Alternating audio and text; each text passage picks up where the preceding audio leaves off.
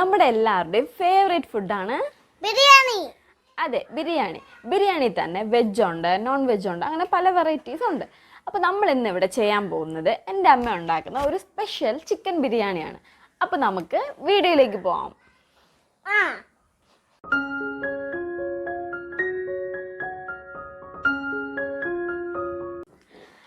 Welcome to the inevitable world.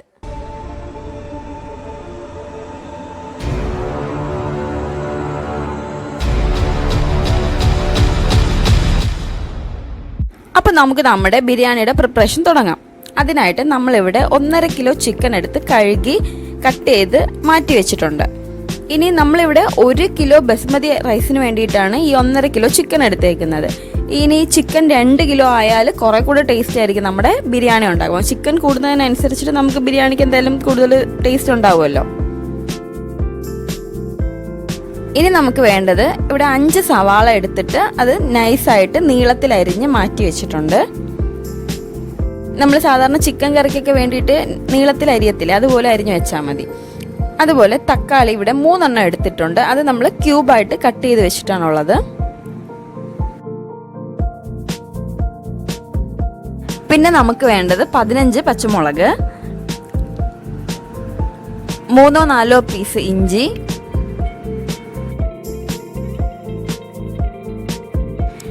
15 അല്ലി വെളുത്തുള്ളി, മല്ലിയില ആവശ്യത്തിന്,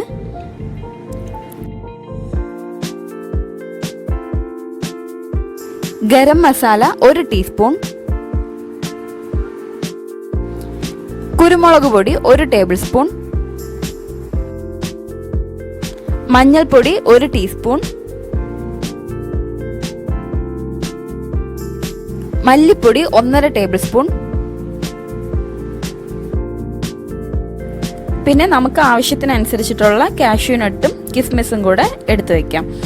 കിസ്മിസും കാഷ്യൂനട്ടൊക്കെ ചിലർക്ക് ഒരുപാട് കൂടുതലുള്ളതായിരിക്കും ഇഷ്ടം. അത് അവരവരുടെ ഇഷ്ടം അനുസരിച്ചിട്ട് നമുക്ക് കൂട്ടാൻ കുറയ്ക്കുകയൊക്കെ ചെയ്താൽ മതി. 1/2 കപ്പ് തേങ്ങ നമ്മളിവിടെ എടുത്തിട്ടുണ്ട്. ഇത് നമുക്ക് ഗ്രേവിയിലോട്ട് അരച്ച് ചേർക്കാനായിട്ടുള്ള കൂട്ടിന് വേണ്ടിയിട്ടാണ്. അതുപോലെ 1 ടീസ്പൂൺ കസ്കസ് എടുത്തിട്ടുണ്ട്. പിന്നെ നമുക്ക് വേണ്ട മെയിനായിട്ടൊരു ഐറ്റം നെയ്യാണ്. ഇനി ഇത് കൂടാതെ 10 ഏലക്ക, 1 ടീസ്പൂൺ കുരുമുളക് എടുത്തിട്ടുണ്ട്, 2 പീസ് ജാതിപത്രി, 1/2 ടീസ്പൂൺ ഗ്രാമ്പൂ, 1 ടീസ്പൂൺ പെരിഞ്ജീരകം,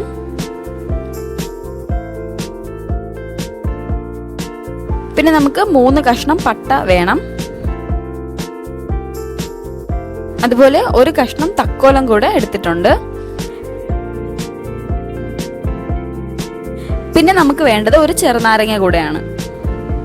ആദ്യം തന്നെ നമുക്ക് ബിരിയാണിക്ക് വേണ്ടിയിട്ടുള്ള ഗ്രേവി തയ്യാറാക്കാം.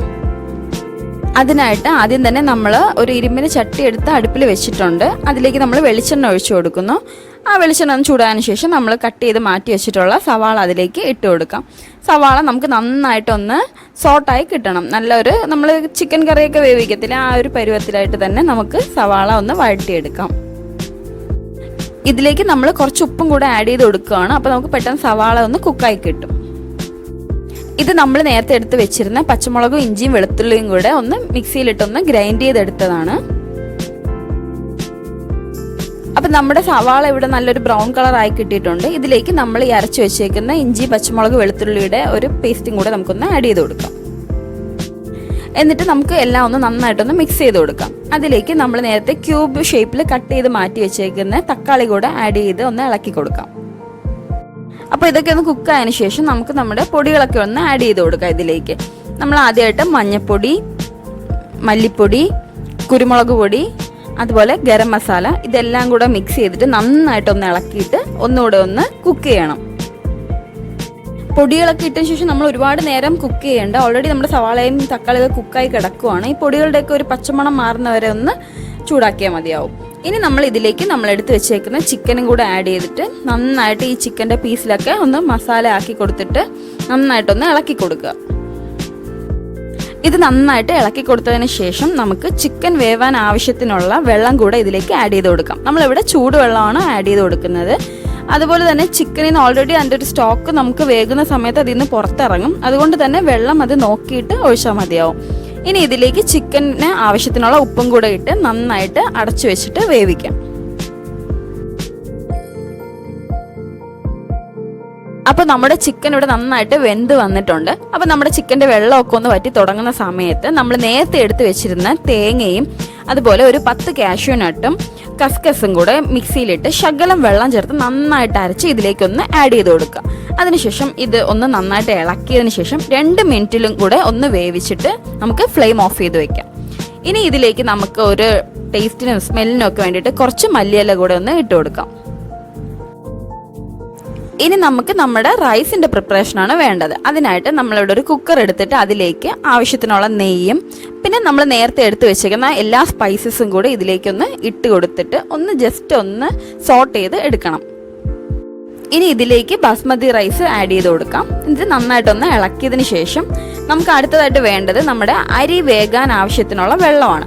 ഓൾറെഡി നമ്മൾ ഈ വെള്ളത്തിൽ ഉപ്പ് മിക്സ് ചെയ്ത് വെച്ചേക്കുവാണ്. അല്ല ഇനി നിങ്ങൾക്ക് സെപ്പറേറ്റ് ആയിട്ട് ഉപ്പിടാനാണ് താല്പര്യമെങ്കിൽ അങ്ങനെയും ചെയ്യാം. എന്നിട്ട് നന്നായിട്ടൊന്ന് ഇളക്കി കൊടുത്തതിന് ശേഷം നമ്മൾ മാറ്റി വെച്ചേക്കുന്ന ഒരു ചെറുനാരങ്ങ കൂടെ ഇതിലോട്ട് പിഴിഞ്ഞൊഴിച്ചു കൊടുക്കാം. എന്നിട്ട് ഒന്നുകൂടെ ഒന്ന് ഇളക്കിയതിന് ശേഷം നമുക്ക് കുക്കർ അടച്ചു വെച്ചിട്ട് അരി വേകാനായിട്ട് വെക്കാം.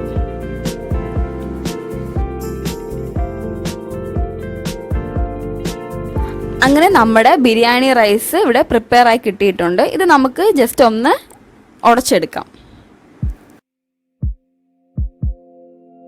ഇത് നമുക്ക് ബിരിയാണി ഗാർണിഷ് ചെയ്യാനായിട്ട് ആവശ്യമുള്ള സാധനങ്ങളാണ്. അതിനായിട്ട് കുറച്ച് മല്ലിയിലയും അതുപോലെ നെയ്യിൽ ഫ്രൈ ചെയ്ത് വെച്ചേക്കുന്ന സവാളയും കാഷ്യൂ നട്ടും കിസ്മിസും കൂടെ നമ്മളിവിടെ എടുത്ത് മാറ്റി വെച്ചിട്ടുണ്ട്.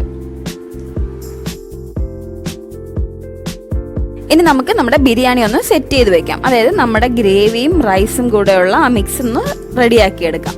അപ്പോൾ നമ്മൾ താഴത്തെ ലെയറായിട്ട് ഇവിടെ ചിക്കൻ്റെ ഗ്രേവിയും ചിക്കൻ പീസസും ഇങ്ങനെ വെച്ചിട്ടുണ്ട്. അതിലേക്ക് കുറച്ച് റൈസ് ഇട്ട് കുറച്ച് ഗാർണിഷ് ചെയ്യാൻ ആവശ്യമുള്ള മല്ലിയിലയും കാഷ്യൂ നട്ടും അതുപോലെ കിസ്മിസും ഇട്ടിട്ട് വീണ്ടും അതുപോലെ ഒരു ലെയർ കൂടെ നമ്മൾ മുകളിൽ ക്രിയേറ്റ് ചെയ്തെടുക്കുവാണ്. അതിനുശേഷം നമ്മൾ ഇതൊന്ന് നന്നായിട്ടൊന്ന് മിക്സ് ചെയ്ത് എടുക്കണം. അപ്പോൾ നമ്മുടെ ഈ ചിക്കൻ്റെ ഗ്രേവിയും റൈസും എല്ലാം കൂടെ മിക്സ് ചെയ്ത് വരുമ്പോൾ നല്ലൊരു ടേസ്റ്റ് ആയിരിക്കും. അതുപോലെ ചിക്കന് എരിവ് കൂടുതൽ വേണം എന്നുള്ളവർക്ക് കുരുമുളക് പൊടി കൂടുതലിട്ടും ഉപയോഗിക്കാവുന്നതാണ്. അപ്പോൾ നമ്മുടെ ഒരു അടിപൊളി special home made chicken biryani ഇവിടെ റെഡി ആയിട്ടുണ്ട്. എല്ലാവരും തീർച്ചയായിട്ടും ഒന്ന് ട്രൈ ചെയ്ത് നോക്കണം. അപ്പോൾ ഇന്നത്തെ ബിരിയാണി വീഡിയോ നിങ്ങൾക്ക് ഇഷ്ടമായല്ലോ. ഇഷ്ടമായിട്ടുണ്ടെങ്കിൽ സബ്സ്ക്രൈബ്, ലൈക്ക്, ഷെയർ ഇത് 3 മറക്കാതെ ചെയ്യണേ. അതുപോലെ ആ ബെൽ ഐക്കൺ കൂടെ ഒന്ന് ക്ലിക്ക് ചെയ്യുക. അപ്പോൾ ഇനി മറ്റൊരു വീഡിയോയും മറ്റൊരു റെസിപ്പിയായിട്ട് വീണ്ടും കണ്ടുമുട്ടുന്നവരെ ബൈ.